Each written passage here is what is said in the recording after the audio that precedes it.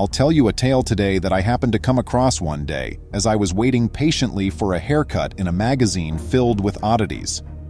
Reading it struck me much since a lot of the time, truth is better than fantasy. I wanted you to know that not everything that seems to be perfect is, which is why I wanted to share it with you all. Welcome to USA Stories channel. Do not forget to subscribe and activate the bell button to receive all new updates. Now let's go to the story. This narrative centers on a Mexican bridal pair from Puebla. This was Sandra, who was 25, and Javier, who was 28. He was a well-known lawyer, and she was the city's most famous dentist. One day, Javier came to Sandra's office with a terrible toothache, and when he saw Sandra, he experienced what is known as love at first sight. Sandra wasn't all that intrigued in Javier, to be honest. He did, however, ask Sandra for her phone number in a very cunning manner, claiming that he would call her if he had another pain or need any dental care. Sandra handed Javier the phone number, certain he would simply be another patient. A few weeks later, Javier picked up the phone and gave her an invitation to go out. After 3 years of dating, they made the decision to tie the knot. They had discussed the matter for a while, deciding that marriage would come first before they trusted a kid. Thus, it would be the ideal marriage, the wonderful dream of being joined in marriage and bearing a child. However, their desire was only partially realized because, despite their youth, they were unable to conceive a child, despite their best efforts. They had treatment at a number of specialty clinics and hospitals, but Sandra's condition was hopeless since she had a physical issue that kept her from getting pregnant. They had the agony of not being able to conceive after much effort. Thus, the concept of adoption emerged, and the adoption procedure was initiated. However, the paperwork took a while. They committed themselves to raising a pit bull puppy they had purchased in the interim. Though it's hard not to, this couple made an effort to avoid thinking about it too much. Javier had always wanted a son or daughter who would greet him home with a hug and call him dad. Sandra had the same notion. But in the meanwhile, they put in a lot of effort to ensure that they would have enough to provide for this kid when the time came for a miracle to occur and Sandra became pregnant, or for the adoption center to approve their request. It was claimed that one does not bring a kid into the world to cause them pain or to satisfy their demands. Sandra would occasionally experience depression because she believed her spouse was unhappy because she was infertile rather than him. Javier, on the other hand, gave her a hug and comforted her as she sobbed on his shoulder, stroking her hair and telling her that everything would be well.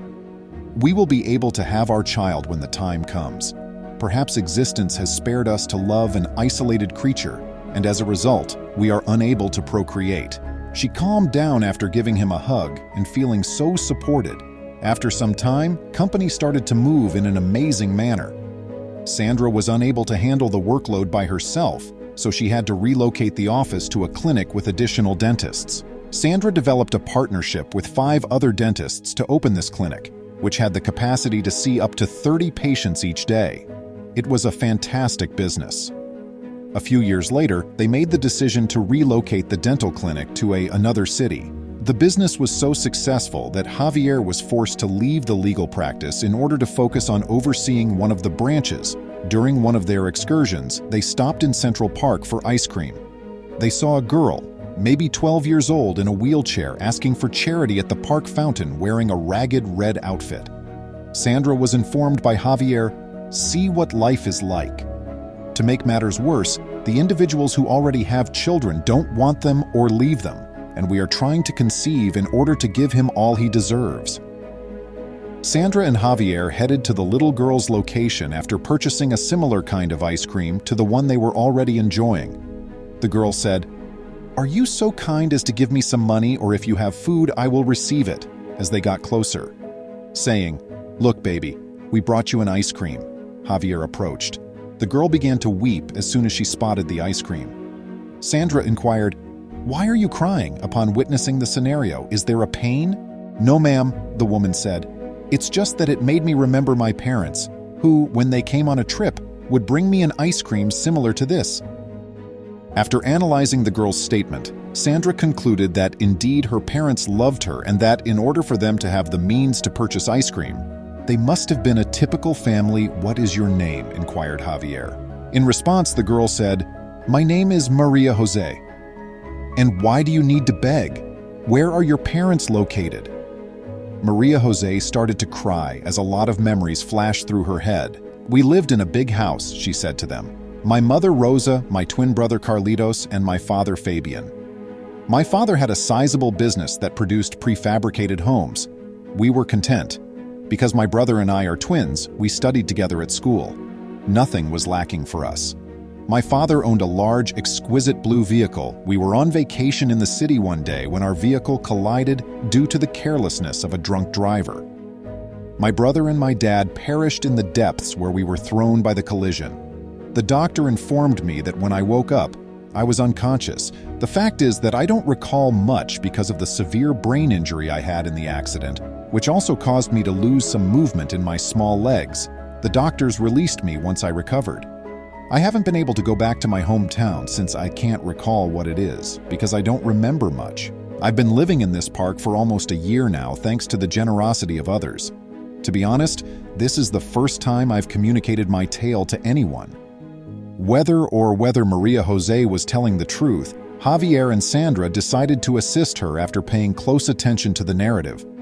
After they brought her to live with them, Javier, a lawyer, got up to speed and started looking for the girl's actual life and city. He began by looking for an accident online that fit the description the girl had given. He searched for that accident for several days without success.